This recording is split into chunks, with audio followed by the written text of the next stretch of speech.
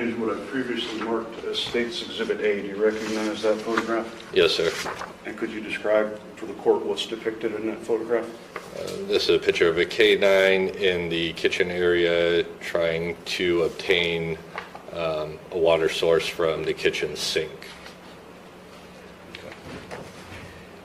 I'm going to hand you what I've previously marked as State's Exhibit B. Can you tell us what's depicted in that photograph? This is a wider view photo of the same canine in the same area, just depicting the conditions inside of that room. How would you describe the conditions in that, of that kitchen? Deplorable.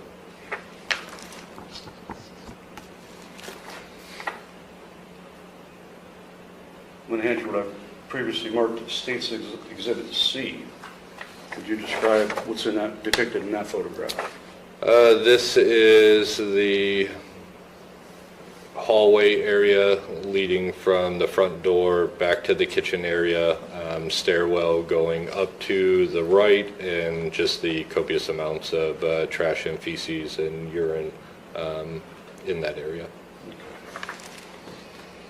I'm going to hand you what I've marked as State's Exhibit D, as in dog. Can you describe what's depicted in that photograph, please? This is the staircase leading upstairs. This is the top landing with the urine staining all in the woods, some freestanding urine and feces in that area. And I'm going to hand you what I've marked as State's Exhibit D, or E rather. Can you please describe for the court what's in that depicted there? This is a stairwell leading to the second story with the feces all over the stairs going upstairs. I'm going to hand you what I've marked as State's Exhibit F, as in Frank. Could you please describe what's depicted there? This is a bedroom in the residence with the mattresses and the trash and debris throughout the bedroom, along with the feces. Okay. I'm going to hand you what I've marked as State's Exhibit G. Could you please describe for the court what is depicted in that photograph? This is the floor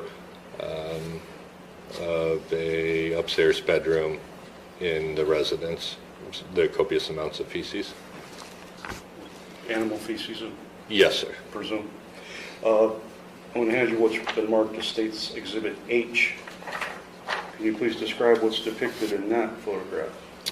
This is the hallway area with the adjacent rooms, the debris, feces in that area.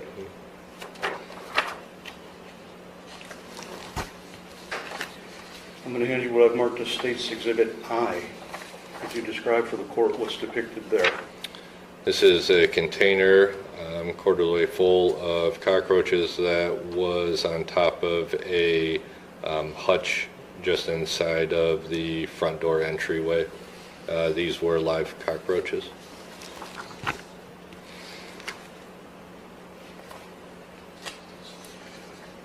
I'm going to hand you what I've marked as State's Exhibit J. Could you please describe for the court what's depicted in that photograph? This is the terrarium in the front right bedroom where the snake was located and the cockroaches on the back side of the terrarium. These were also live.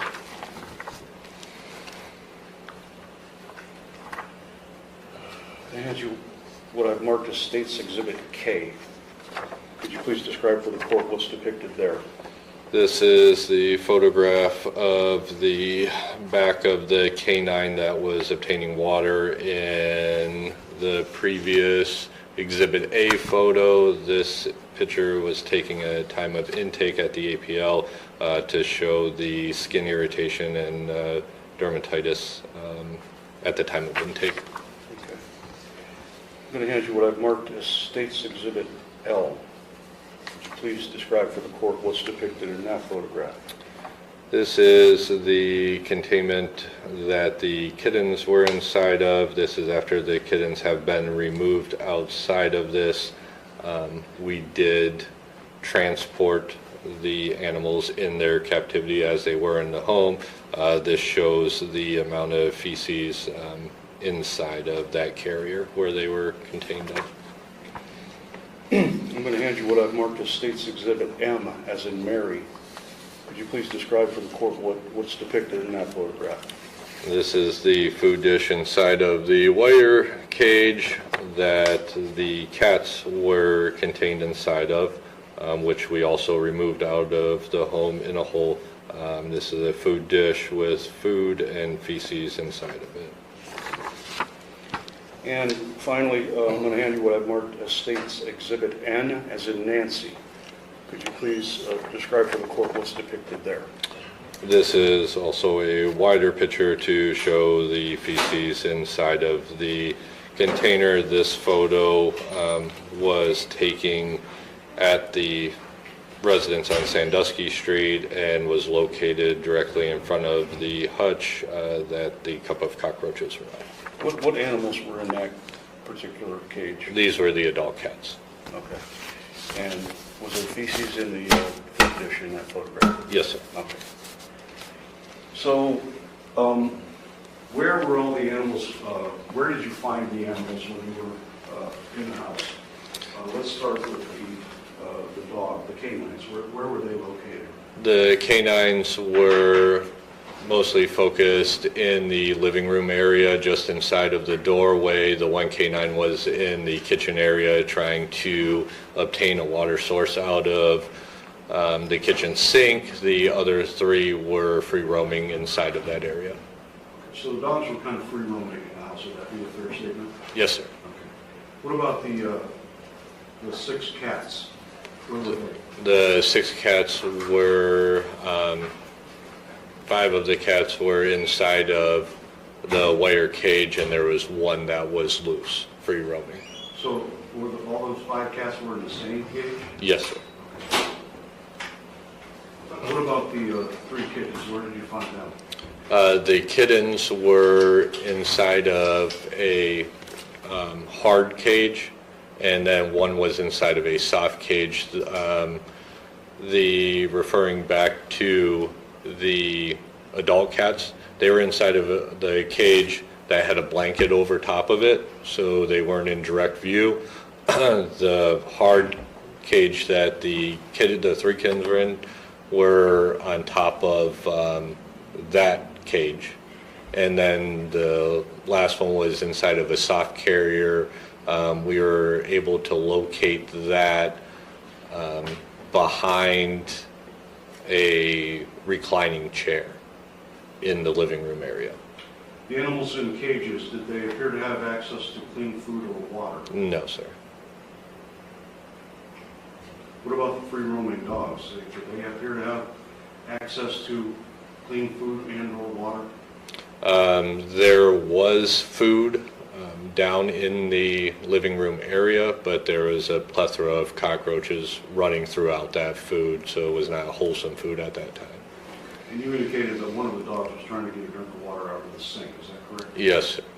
And was the water running, or was he trying to drink water Out of just whatever was sitting in the sink. Time to break this one down. What we've got here is the follow-up to the companion animal impoundment hearing involving Stephanie Mall. John Good and Mary Jane Mall in this second act definitely didn't pull any punches. If the initial testimony painted a concerning picture, this segment brought out the whole photo album literally. The court was walked through a series of graphic exhibits introduced by the state, each one confirming that conditions inside the residence on Sandusky Street weren't just poor, they were downright shocking. Officer David Britton, the dog warden and humane agent who executed the search warrant, provided a calm and detailed play-by-play that left little room for interpretation. Let's start with the photographs. Exhibit after exhibit showed unsanitary and unsafe conditions for both humans and animals alike. We're talking about dogs trying to drink from a kitchen sink, stairwells soaked in urine, animal feces blanketing bedrooms, hallways, and even food dishes. There was a container of live cockroaches sitting atop a hutch, and even the snake's terrarium wasn't spared. It too had cockroaches crawling over it. By the time Officer Britton got to the kitten cage filled with feces and the shared food, dish polluted with waste, the courtroom was surely reeling, even if no one said it out loud.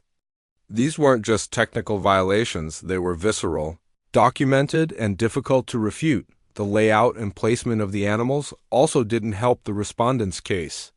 The dogs were roaming the house, one of them literally caught on camera trying to drink stagnant water out of the sink. Meanwhile, the cats, 5 of them, were crammed into a wire cage, mostly hidden under a blanket. The kittens were split between a hard cage and a soft carrier, with one found behind a recliner. None of these animals had clean food or water. Britton confirmed that the only available food was crawling with cockroaches. Whatever argument the respondents might have had about temporary conditions or sudden emergencies was seriously undercut by this methodical walkthrough. From a courtroom atmosphere standpoint, this phase of the hearing was all business, no interruptions, no confusion, just a very clear presentation of why the impoundment occurred. Judge Orochi gave the state ample space to make its case, and Officer Britton rose to the occasion with focused, professional testimony, with no legal representation for the respondents. There was again no effective rebuttal, no cross-examination, no alternative narrative, just silence.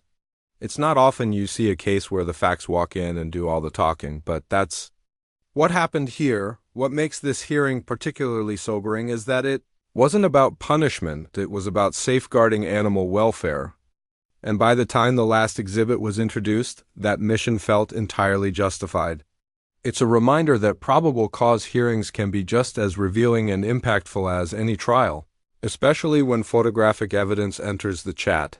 If you found this hearing insightful, consider subscribing, hitting the bell, and letting me know your thoughts in the comments below.